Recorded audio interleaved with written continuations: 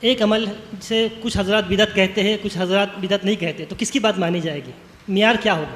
معیار کیا ہے؟ معیار یہ ہے کہ کہنے والے کس فکر کی حامل ہے اس کو دیکھ لیجئے گا. کہ ایک آدمی کی فکر خطا پر مبنی ہوتی ہے تو ظاہر ہے کہ آپ اس کے ساتھ معاملہ نہیں کرتے. جب خطا پر مبنی بات کرنے والا ہوتا ہے، بے تحقیق کے بولا کرتا ہے، تو آپ اس سے بچتے ہیں. تو جو بھی اس طرح بے تحقیق کے بولا کرتے ہیں ان سے بچنا چاہیے.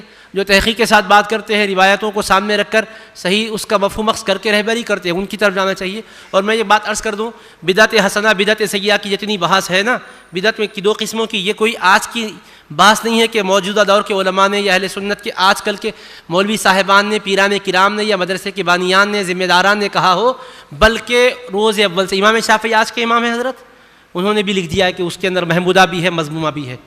ائمہ کرام نے بتلایا ہے، شارحین حدیث نے بتلایا ہے، بخاری کی شرح کرنے والے حافظ ابن حجر اسقلانی نے بتایا، حافظ بدر الدین عینی نے بتلایا، اس بن عبد السلام نے بتلایا ہے، ائمہ کبار نے، تمام فقہ کی تفصیل تحقیق کرنے والوں نے بتایا ہے. تو لہٰذا ان کی بات مانیں گے یا بات کے اس شخص کی بات مانیں گے جو اپنی بات میں متفرد ہے، تنہا ہے، اور جس کی بات خود دوسری بات سے ٹکرا جاتی ہے. تقسیم کی طرف جنہوں نے کہا کہ یہ بدعت ہے، خود انہوں نے کئی قسمیں بنا رکھی ہے. آج بھی آپ ان کی کتب دیکھیں گے تو ہم تو دو ہی قسمیں بتائیں نا، بدعت حسنہ بدعت سیئہ بنیادی طور پر، وہاں دیکھیں گے تو اتنی تقسیم ہے کہ یاد رکھنا مشکل ہے. ایک قسم کی قسم قسم کی قسم قسم کی قسم بناتے چلے جاتے ہیں. تو پھر خود ہی سمجھ میں آتا ہے، ایک بنیادی قاعدے سے انسان ہٹ گیا تو کئی الجھنوں میں پڑ گیا وہ شخص. اسی لیے جو ضابطہ بزرگوں سے چلا آ رہا ہے وہ ضابطے کے مطابق رہے تو الجھن میں پڑنا نہیں پڑتا. اب نئے کام سے تو آپ کو مفر ہے ہی نہیں، کیونکہ کوئی بھی آپ کریں گے تو دین کے حوالے سے ہی کریں گے. اب یہ حضرات عام طور پر یہ ورغلاتے ہیں کہ بھائی دین کا کام دین کے اعتبار سے نیا نہیں ہے.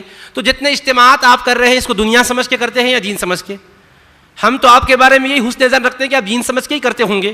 تو اس انداز کا اجتماع کوئی صحابہ سے ثابت ہے؟ پھر یہ کتنی غیر معقول انداز کی جو ہے تفصیل ہے کہ نہیں بھائی بدعت کے نام سے ہم کو چھڑے. بھائی کہاں چھڑے آپ کو؟ آپ تو دلدل میں پھنسے ہوئے ہیں، حد سے زیادہ آپ پھنسے ہوئے ہیں. آپ کے پاس جس انداز کی تحقیق ہے وہ تحقیق کو آپ دیکھیں گے تو حیرانی ہم کو ہوتی ہے. صحابہ کرام کے طریقے سے قطع نظر آپ کر رہے ہیں. جب ضرورت پڑتی ہے تو صحابہ کرام کی آراء پر انگلی اٹھا دیتے ہیں، ضرورت پڑتی ہے تو ایک ضعیف شخص کے قول کو لے لیتے ہیں، اور جب کبھی ضرورت پڑتی ہے تو اس سے کمزور کے قول کو لیتے ہیں، اور اس سے مضبوط کا قول ہے تو نہیں. کل یؤخذ من قولہ ویرد، ہر ایک کی ہر بات نہیں لی جائے گی، بعض باتیں لی جائے گی، بعض باتیں نہیں لی جائے گی. تو سب کی سب باتیں نہیں لے جائے گی تو آپ کی بھی سب باتیں کیوں لی جائیں گی؟ علامہ ابن تیمیہ کی سب باتیں کیوں لی جا رہی ہے بھائی؟ اب بن باز کی سب باتیں کیوں لی جا رہی ہے؟ ابن عثیمین کی سب باتیں کیوں لی جا رہی ہے؟ البانی کی سب باتیں، شیخ البانی کی سب باتیں کیوں لی جا رہی ہے؟ ہر ایک کی ہر بات نہیں لی جاتی تو ساری یہ باتیں ان سے کیوں لی جا رہی ہے؟ یہ دوسری باتیں یہ باتیں ان سے بھی لے لو تاکہ ہم سمجھے کہ آپ ہر ایک سے نہیں سب سے لیتے ہیں. جب وہ بات آتی ہے تو وہیں سے لیں گے، کہیں اور سے نہیں لیں گے. اور جب ہم اکابر کے حوالے نہیں سب ہر ایک کی ساری باتیں نہیں لیں گے، بعض لیں گے بعض چھوڑیں گے. تو بعض لیں گے بعض چھوڑیں گے، یہ بعض لینے میں کیا آپ کا اعتبار ہے؟ چھوڑنے میں کیا اعتبار ہے؟ کون سی چیز آپ کے پاس وہاں معیار ہے کہ آپ کب لیتے ہیں اور کب نہیں لیتے ہیں؟ نہیں، معیار کتاب پر دیکھتے ہیں. تو آپ کا مبلغ علم کیا ہے؟ کتاب کلّہ کی کتنی آپ کو جو ہے آیات کی تفسیریں یاد ہے؟ کون سی حدیثیں آپ کو محترم یاد ہے؟ خدا کے واسطے آپ رجال پر کتنا عبور رکھتے ہیں خود ہی تو دیکھ لیجئے گا. جب کسی رجال پر بات کرتے تو کسی کتاب کے حوالے سے. اب امام نووی دیگر مقام پر آتے تو امام نووی کی عظمت و جلالت بتا کر ان کے حوالے کوٹ کیے جاتے ہیں. بدعت کی تقسیم کی بات آتی ہے تو پھر ایسا ریمارک کیا جاتا ہے کہ گویا کہ علمی جلالت تو کیا ایک انسانیت کے اقدار سے بھی گرا دیا جاتا ہے. یہ بھی کوئی انداز ہوتا ہے کیا؟ علمی اعتبار سے کچھ تو دیانت کا اصول ہونا چاہیے. کہتے ہیں کہ نہیں صاحب یہ تقسیم کرنے والے انہوں نے شریعت کو سمجھا ہی نہیں ہے، یہ سارے ائمہ نہیں سمجھے اور بات کے حضرات آ کے سمجھ گئے ہیں.